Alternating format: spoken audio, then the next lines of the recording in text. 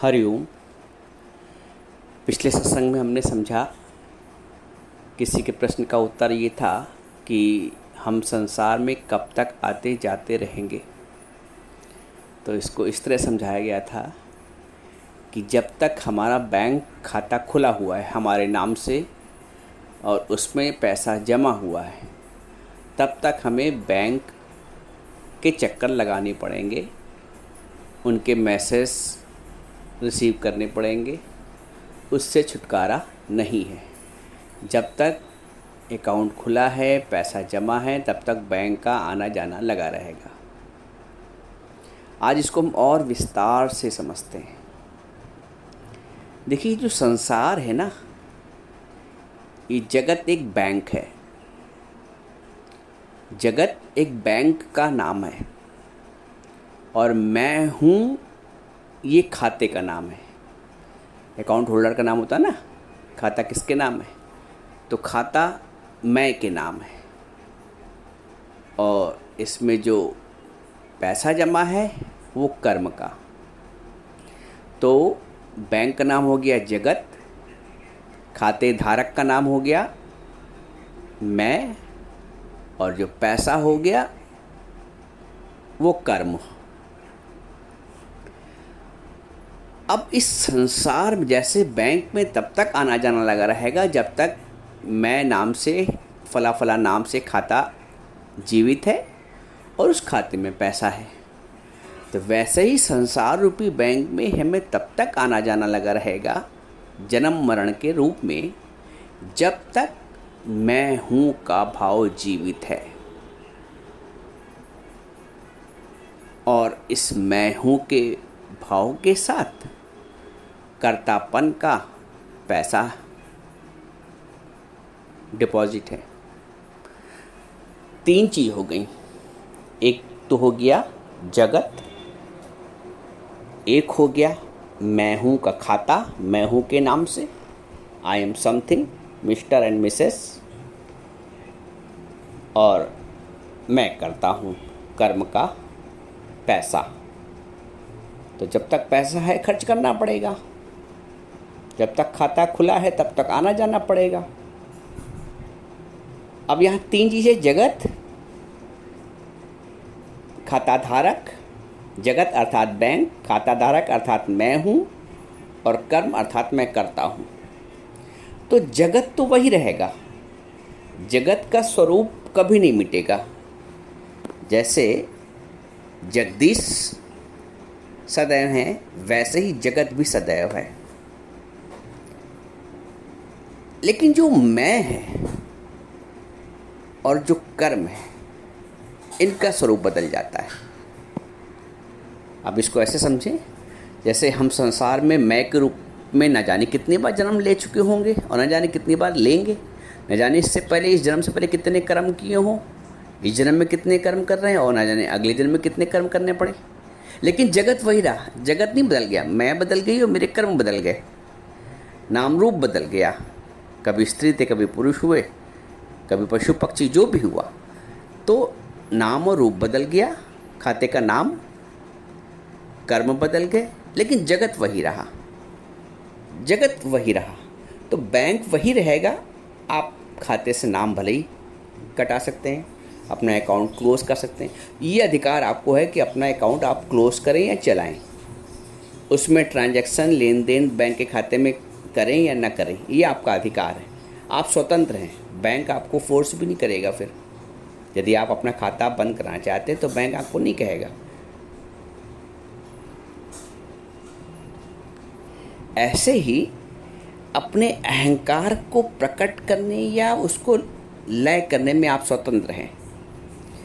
ज्ञान के अभाव में सदैव से अहंकार मैं हूँ प्रकट रहा है, और ज्ञान के अभाव में ही कर्म के कर्ता बने हैं। लेकिन ये दोनों लय हो सकते हैं, क्षय हो सकते हैं, खत्म हो सकते हैं, मिट सकते हैं, और हमारा आने जाने का चक्कर, हम उससे मुक्त हो सकते हैं। वरना तो आब्रह्म भुवनाल्लोका पुनरावर्तनो अर्जुनो, माम उपेत्य तो कौन्तेय पुनर्जन्म न विद्यते। ब्रह्मलोक पर्यंत जितने ही लोग हैं सब में आना जाना लगा रहेगा। एक परमात्मा भगवान कहते हैं माम उपेत्य तो कौन्तेय, मुझको प्राप्त करके फिर जन्म मरण नहीं। तो मुझको कैसे प्राप्त करोगे? जब तक तुम स्वयं अपने आप को प्राप्त हो, यानी मैं हूँ, तब तक भगवान को प्राप्त नहीं कर पाओगे। अपना नाम कटाना पड़ेगा, मैं ना का पाठ पढ़ना पड़ेगा, मैं ना का पाठ पढ़ना पड़ेगा। मैं नहीं, जब मैं था तब हरि नहीं, तो मैं को इतना विलुप्त करना है कि हरि रह जाए। मैं को इतना विलुप्त करना है कि हरि रह जाए। तो मैं ना का इतना पाठ पढ़ना है। और जब मैं ना का पाठ समाप्त हो जाएगा, वैसे तो जीवन भर मैं हूँ, हम मनुष्य करता रहता है, मैं करता रहता है। तो हम और मैं का जो पाठ है ना, ये तुम्हें अकर्ता नहीं बने देता है। जिस दिन से मैं या हम का पाठ समाप्त हुआ, खत्म हुआ, उस दिन से कर्तापन का भाव भी समाप्त हो जाएगा।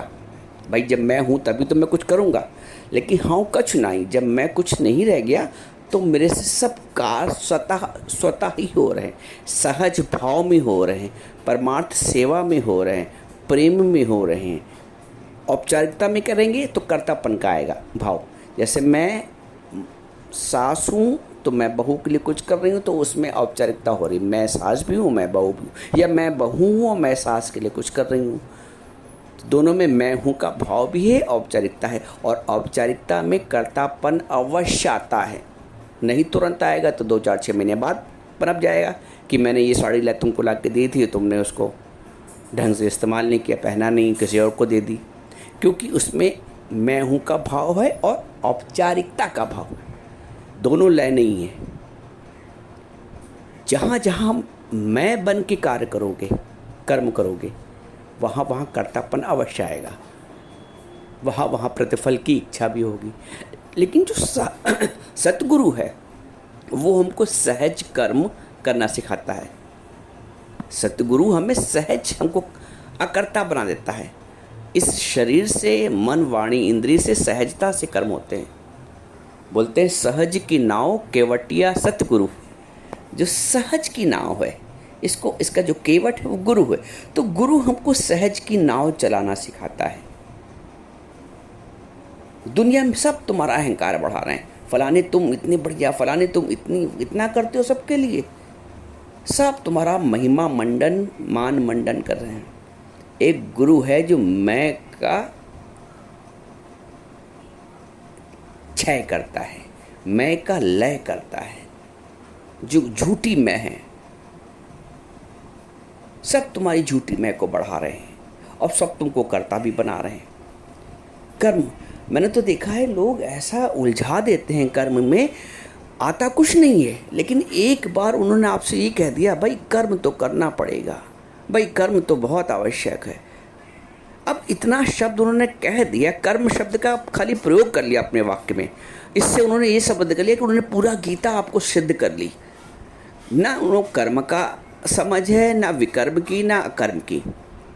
कर्मण्य अकर्मया पश्येत अकर्मण्य च कर्मया सा बुद्धिमान मनुष्येषु सा युक्ता कृतसन कर्म कृत।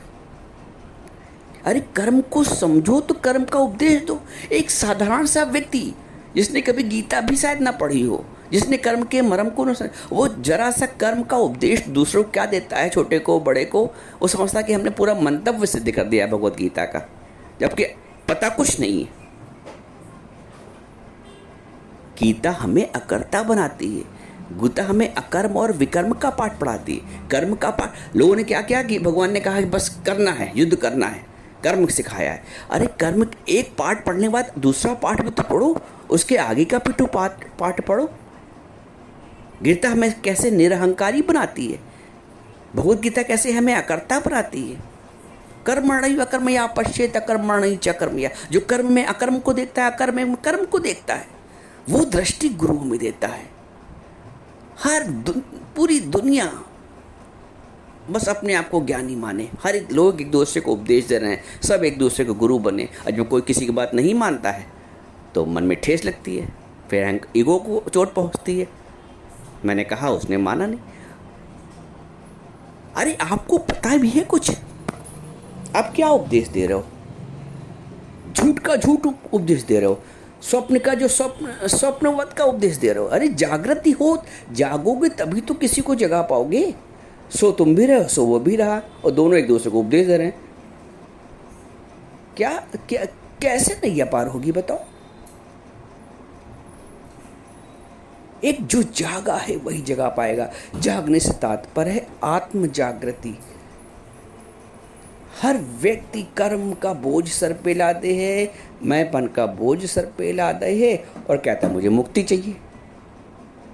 बोझ उतारोगे तभी तो मोक्ष की अनुभूति होगी। ये फ्री हो गए, फारिग हो गए। जब तक मैंपन का बोझ और कर्तापन का बोझ है, फारिग नहीं हो पाओगे, बच नहीं पाओगे। आना जाना लगा ही रहेगा, चाहे वो सोने की जंजीर से बंधो बेड़ियों से, चाहे वो लोहे की जंजीर से। बंधन दोनों हैं। बंधन सत्कर्म भी है, बंधन बदकर्म भी है। छूटना है तो अकर्ता के भाव में आओ, अहंकार रहित होने के भाव में आओ। जब तक अहंकार रहित नहीं होगे, जब तक अकर्ता नहीं हो पाओगे। और जब तक अकर्ता नहीं हो पाओगे, सहज अकर्ता, मान के नहीं कि मैं तो कुछ नहीं करने वाला, एक अंदर से सहजता आती है।